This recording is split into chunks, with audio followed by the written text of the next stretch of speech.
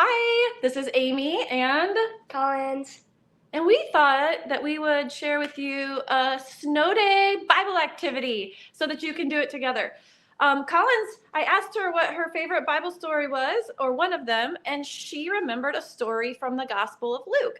And so we're going to tell it to you today. Okay. Okay. So tell me, Collins, is there a time like you can remember recently where you had to be brave? No. You can't remember any time where No. you had to be brave? Do you? Do I? Yes, actually yesterday you were in the car with me, and sometimes we make mistakes, right? And so here, I'll use these little props to help tell the story. So I was backing out of my driveway. This is my car. Pretend like this is my car. And behind my driveway was another car parked there. It wasn't a Lamborghini. I can't remember what it was. Thank goodness it was a van. And I went like this. I backed up and I went, and I ran right into the other car. And then I was like, oh, I made a mistake. This person who owns this car is going to be so mad at me. And part of me thought, oh, I can just drive away and no one will know. But I knew that was the wrong thing to do. And so Jesus gives me the courage to be brave and do the right thing sometimes, even though I don't want to. And so I went up and knocked on the door of the neighbor and told him that I ran into his car. It ended up well because he said it's an old van. It doesn't matter anyway. So he was really gracious to me. But I had to be really brave because I was like, gulp. I have to go tell this person I ran into his car. But so the story today, there's a woman who is bleeding. She's been bleeding for 12 years, nonstop. Like, how would that feel to like have to sit on a toilet for 12 straight years because you just kept bleeding and bleeding and bleeding and bleeding? I don't know. Would not feel good. It wouldn't feel good. And when she tried to go out in public, people like looked at her funny and stared at her because maybe she was smelly, maybe they knew she was bleeding a lot, maybe she had to wear a lot of bandages to catch all the blood. It was just a really, really difficult life. And she probably didn't have very many friends because of that, right? And so anyway, she heard that Jesus was coming to town. So if you're at home, maybe you can act this story out with us. I'm taller than you. I'll be Jesus. Okay.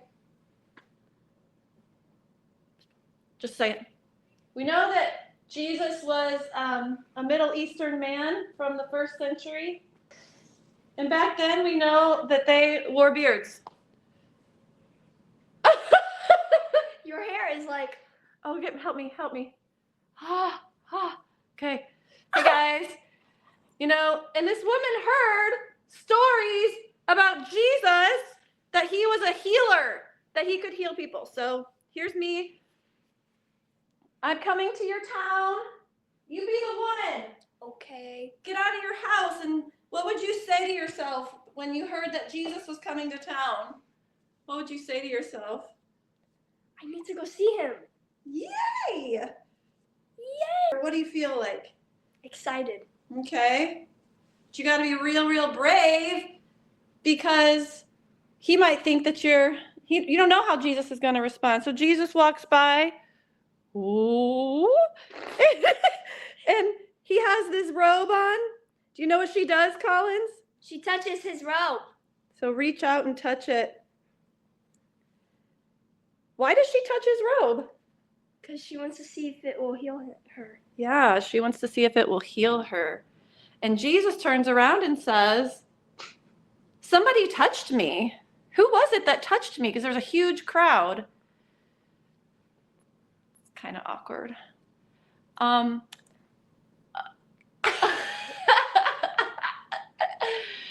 And finally, imagine how scared she must be in a huge crowd.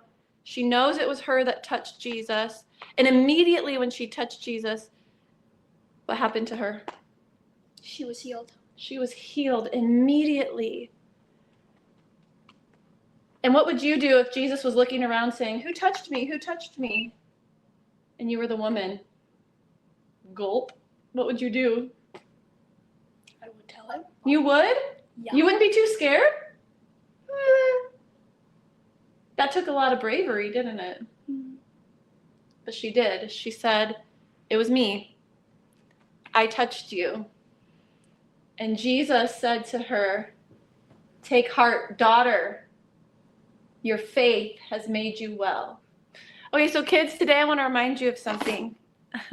Sorry, keep going. Okay, if you ever need anything from God, you don't have to be afraid to go to Jesus. Jesus is always there, and he wants you to come to him. Just like this woman. She was so brave just to go out in public. She was so brave to push through the crowds. She was so brave to touch his coat. Coat? Cloak. You combining the word coat and cloak. Cloaks. Well, that was combining like the old word and the today word. Anyway, Cloak. the cloak. Don't be afraid to test. Doesn't sound good. Anyway, the point is. Yeah, the point. The point is. Get to the point. You don't know the point. Jesus is always there for you. You don't have to be afraid. You can go to him anytime you need anything. Even if you need a little bit of courage, Jesus is there. If you need healing, if you need strength, Jesus is there. Amen. Sing with us. It's called You Make Me Brave by Bethel Amanda Cook.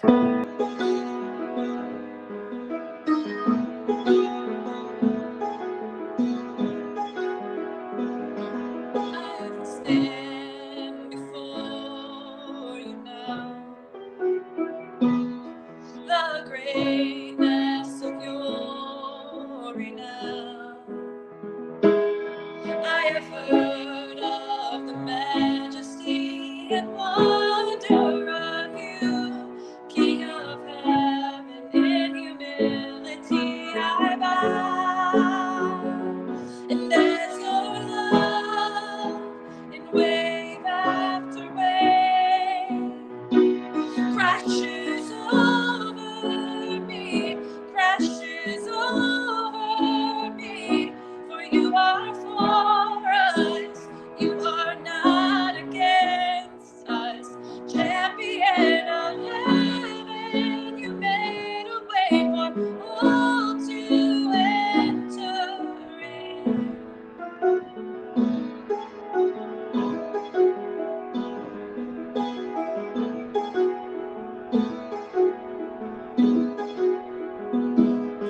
I have heard you calling my name. I have heard the song of love that you sing.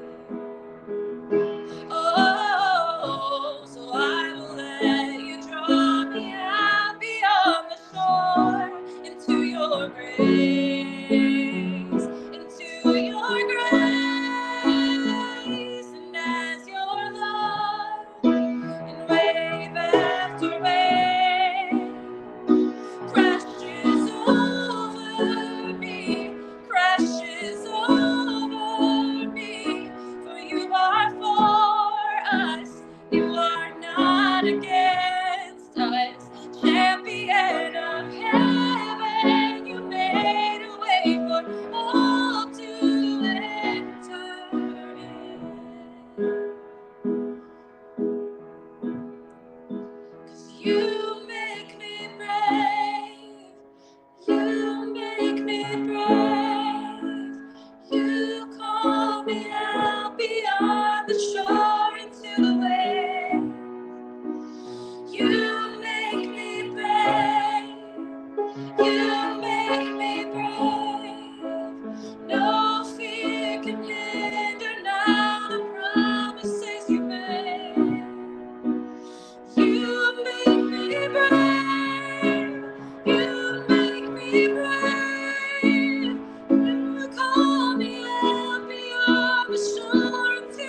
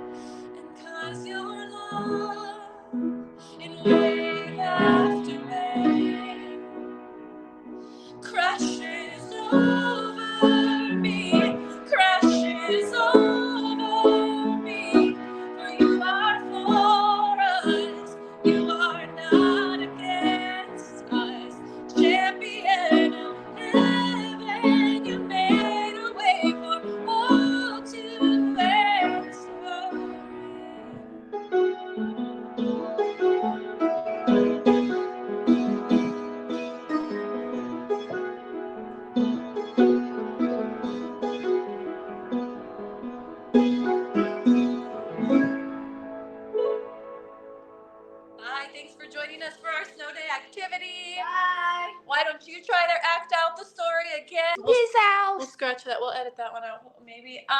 Okay. And Okay. remember, Jesus can make you brave. Jesus has made me brave a million times. Jesus can make you brave.